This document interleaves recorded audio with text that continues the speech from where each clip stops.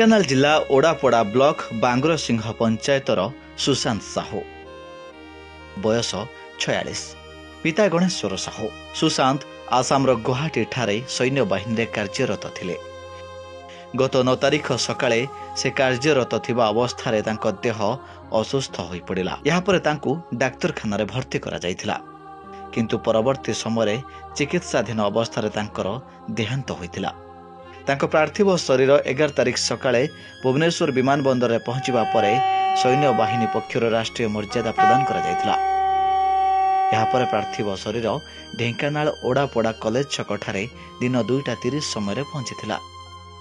सेठारु एक विशाल शोभायात्रा हिंदोल रोड बजार दे निज ग्राम बांगुरसिंह को शहीद पार्थिव शरीर निया जायथिला।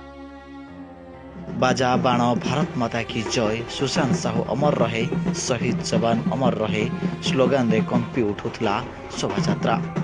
हजार हजार लोकों जनसमागम सहित स्कूल कॉलेज छात्री छात्रों भिड़ जरिया गाँ दांड होई उठिथिला जनसमुद्र।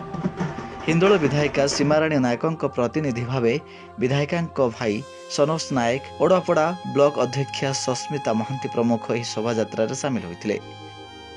जन्ममाटी रे शहीद जवान सुशांत कुमार साहू राष्ट्रीय मर्यादा सह शेषकृत्य संपन्न करा जायछि। शहीद सुशांत 2 संतान अछंती। पुओ को 11 वर्ष होइथिबा बेले झियो को एबे 18 वर्ष।